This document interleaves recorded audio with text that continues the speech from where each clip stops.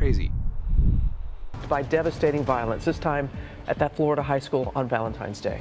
This image, one that has become all too familiar. Students evacuating with their hands up. In the classroom, and all of I hear was shots, and I was just like, oh my gosh, what's happening? SWAT teams swarming the perimeter, searching the school, then moving inside.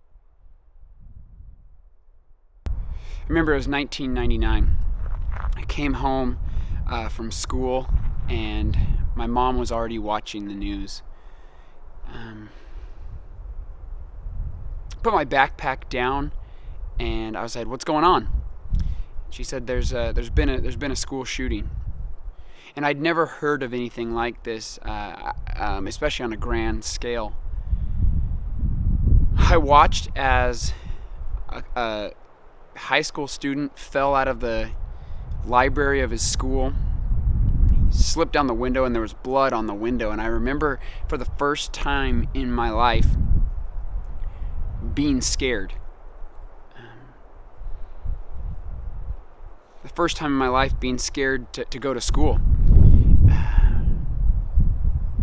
And I'm a youth pastor. I work with students all the time. And when I see these things continually keep happening, I start to question, why?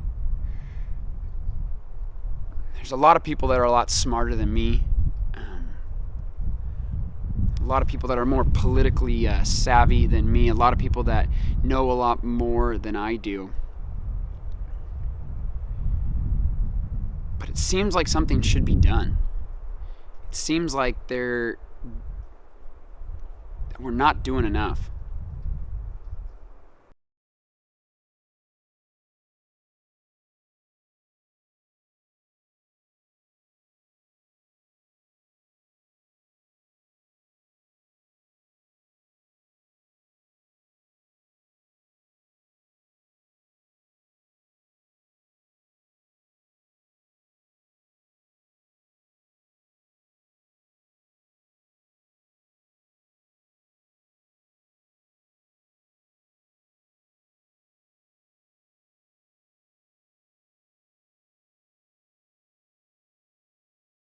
To a lot of people, these are just numbers.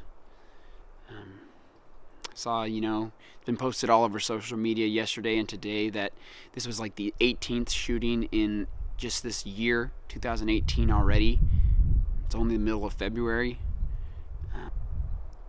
If this continually keeps happening, the numbers don't really matter, because it's going to continue to have the same cycle of events. The mass shooting happens, thoughts and prayers are given, there's a call on social media for action.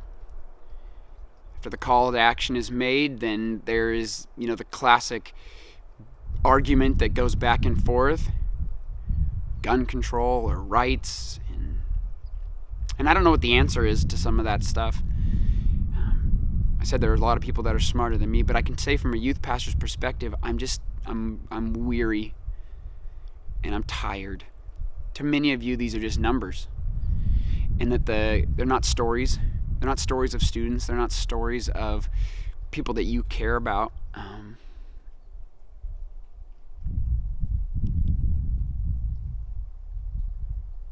But the interesting thing and the weird thing that I've been thinking through is, in all actuality, we actually agree on a lot more than we disagree.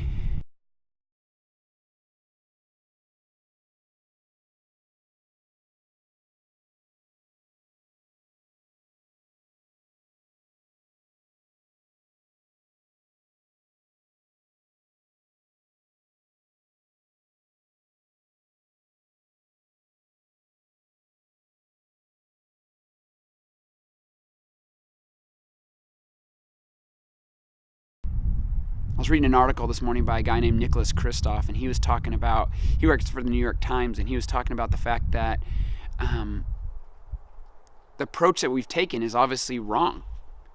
It's been a bad approach, because whenever anything like this happens, the cycle continues, and people then go all the way through the cycle, and then they end up forgetting, and then the mass shooting happens again. And so we have this cycle that continues to keep happening. And obviously nothing that we're doing right now is making any change. So things have to be different. There has to be a different change. It's asinine. It's completely ridiculous to think you can continue to keep doing the same thing and things will just get better. In no way, shape, or form has it gotten any better. Just a couple of weeks ago here in our little community, there was a threat given and both schools, middle school and high school, were put on lockdown. Things have to change. Now, I don't know what that means. Again, whenever time you say the word gun control, people think that that means they're going to be stealing and taking away your guns. I don't know if that's the case. I don't know if that means mental health needs to step up. But I know as a church and as ministry, I work with students every single day that it's my job and my responsibility to show them Jesus and to be love to them. And if I can't trust that the students are going to gain a love for Jesus because they're dealing with depression, or they're dealing with thoughts of suicide, or if they're dealing with wanting to hurt somebody else, I need to deal with that. A couple of weeks ago in my ministry, we talked about violence, like just violence at school and bullying and those kind of things. Why are we so afraid to talk about these kind of things and to put it out there and to say we need to be the change? I've heard all the arguments. I've heard people say, the whole idea of, well, it's a hard issue, which it is. I mean, we have a culture of violence. I've heard people say, well, it's a gun control issue, and it probably is as well with that. I mean, if somebody can steal my cell phone, right? If they steal my cell phone, my iPhone right here, they steal it. They can't do anything with it. Unless you have my fingerprint, you can't do anything with it. The FBI couldn't unlock that one terrorist's phone. So what are we doing? Like, can't we, to some extent, figure out a way to put some safety measures in place? Put a biometric lock on some of these guns? I don't know. I don't know the answer to it. I just know that this is going to continue to keep happening. We need to stand up and be people who take a stand sometimes. Maybe if that means if there's a student inside your ministry that you're a little bit questioning and they start posting things on social media that are questionable, maybe you should turn them in. Maybe if there's somebody inside of your ministry that is making threats or comments, maybe we don't just push that off and say, well, it's no big deal. They're just joking. Maybe it's actually a real threat, and maybe we should step up and say, no, the church should be the one that's moving forward on this. Because obviously the government's not going to do anything. Obviously, gun control is not going to do anything at this point. Obviously, there's not going to be any amount of safety and protection taking place. So what is the church doing about it? Are we being complicit? Are we sitting idly by because we think that that's what the right decision is? I'm so sick of it. So tired. I have 2 children. I love them dearly. And I want them to be safe and I want them to be secure when they get a chance to go to school. But because of the fact that we continually have these problems that are taking place in our society, I have a fear that that's not going to be the case. I don't know what the answers are, but what we're doing is not working right now.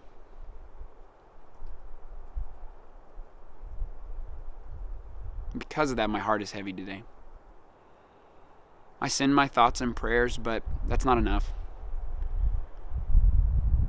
I can send out stuff on social media, but that's not going to be enough either. We can tweet at the president as much as you want. You can say as much as you want to your senators, but that's not going to be enough.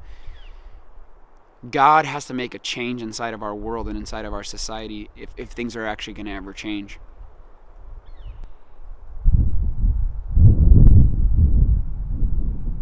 I wish there was more that I could say.